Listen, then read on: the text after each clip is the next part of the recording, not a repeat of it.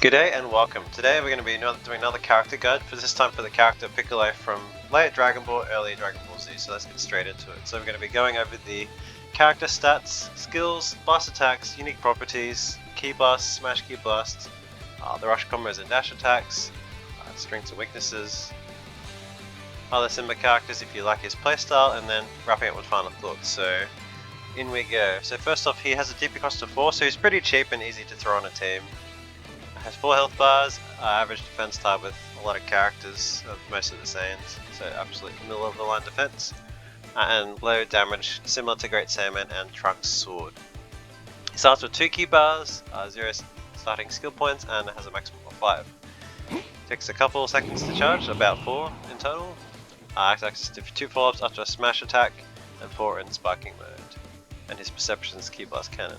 Also his grounded grab does a side swap, but doesn't allow heavy follow-ups. But you can do a super if you want, or a blast attack rather.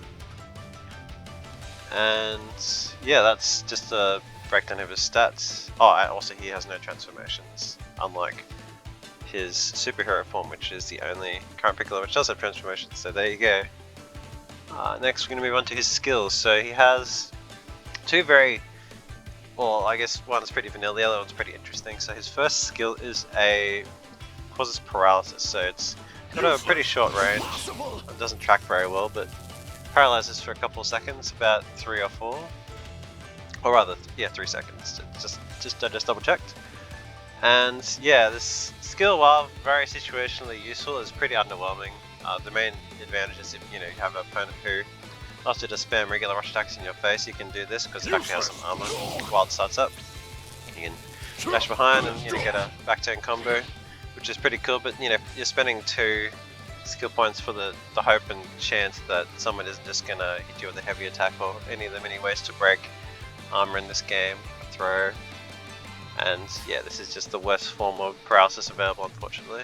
And the second is more straightforward. It's instant sparking. You know, you love it. Since the adjustments with increasing the cost to 4, it's definitely less likely you're about to spam this in a match. You'll probably get access to maybe 1 per game, so get a bit of space. Smack them away, then you pop it.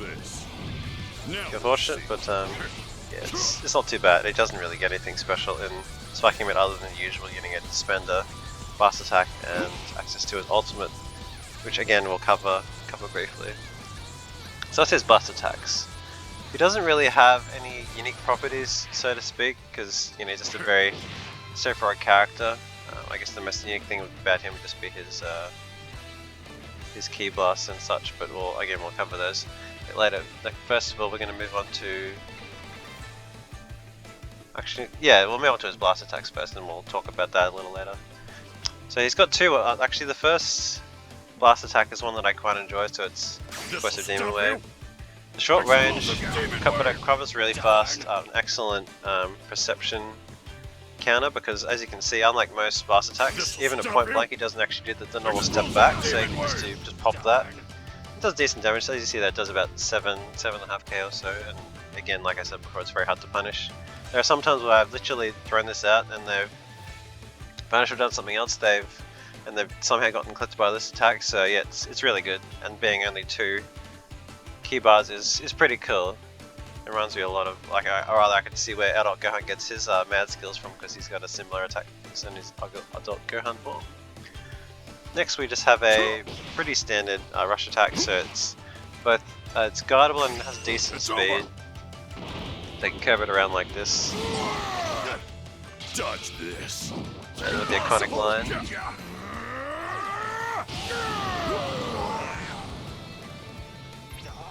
Yeah, and that does about 8.7k damage. So it's his most damaging non-ultimate blast, which is cool. And finally, move on to his piece de la resistance, the classic Makikon Sapo, also known as Ultra. Getting my games mixed up, and his special beam cannon. So it's pretty fast, but again, his startup is pretty poor, and it actually isn't unblockable, so the chances of you actually landing this is very low. I've probably landed it only once or twice since I've ever played Piccolo in different theme teams and stuff, but at least, if it lands, as you see there, it hits about 15k, which is almost 2 bars, so not bad, but again, you know, you're probably going to be better off to save your meter if you're on sparking, just to, you know, mix up with combos, or, you know, maybe a quick get off me, explosive demon wave or something.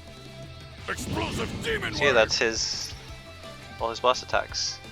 But speaking more of his long range game, he's got his standard key blasts, barrage, which is alright. Then his smash key blasts are actually quite good, I quite enjoy them. So he's got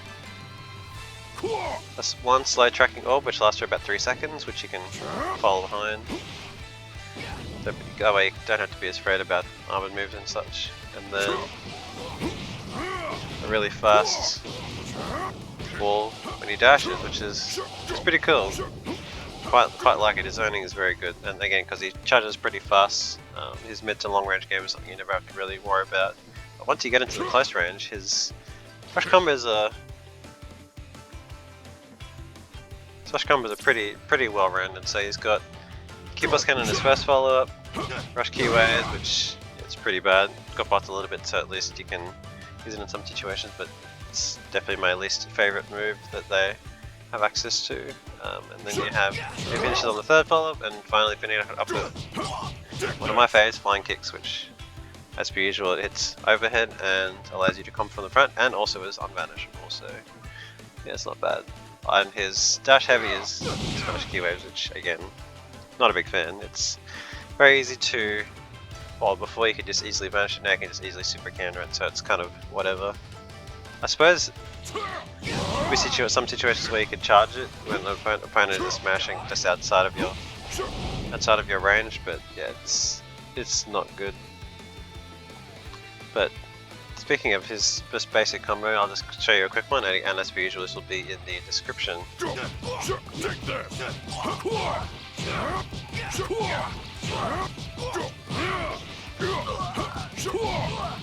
About 12.5k, which is pretty good.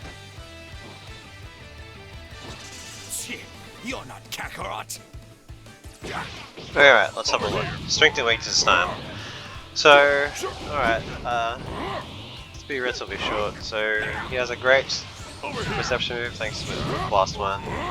It's cheap as well, so it's pretty easy to spam it when you need it. Has a pretty good moveset. He can use Flying Kicks and Keyboss Cannon, which is always good. Instant Sparking is situationally useful, even though it's more expensive now. It's still, you know, quite a strong option. But having said that, that's basically where his strengths end. He's got pretty lacking power for his cost. So first of all, you know, he lacks transformation. Just doesn't hit very hard, and doesn't really have a buff skill. Lacks defensive skills. Has a really bad dash heavy attack, which you can dodge quite easily. Very consistent ultimate blast. So pretty much what it comes down to is just this consistency with some of his mechanics. It make me very sad. But if I can recommend another character who's similar but definitely, you know, has more upsides, would be his future buddy Nail. So he's got the same DP cost, and he also has 2 pretty fun blast attacks and even better zoning. And the main thing which differentiates the two is that Piccolo has a rush attack, while now swaps that for an explosive wave, which I'd say is probably more useful in many cases. And yeah, he just does everything better, which is strange to say. I still really enjoy this Piccolo, this former Piccolo rather, but he just has some issues. And so my final thoughts is that, yeah, like I said before, he's pretty underwhelming compared to his other Namekians, especially even Kamikilo, which, you know, costs one more DP, but it makes him hard to recommend. Because even, like, he's a classic Dragon Ball character, he just feels really, really weak. Definitely a fun character, but definitely not someone that I regularly run intentionally outside of like a theme team or that kind of thing. Factoring everything, he's probably the weakest Namekian character. His skills, again, are just lacking. And he doesn't have the extra flexibility of, say, Lord Slug, who can paralyze transformations. Well, the damage of Kamikolo, and then you have Superhero Piccolo from the most recent DLC, which all bombs are quite strong and good. It just doesn't have that extra flexibility which they can make use of, so that's pretty much it from me. I'm hoping you guys found this guide useful, interesting, and yeah, I hope to release a couple more guides throughout the week. Some that might look familiar, characters that probably have been covered before in by some other players, but I think definitely might be a little bit slept on perhaps. But that's it from me. I hope everyone has a great week. Be blessed, and I'll catch you in the next one. This planet Boy. belongs to me, so Saiyans can go right ahead and piss off.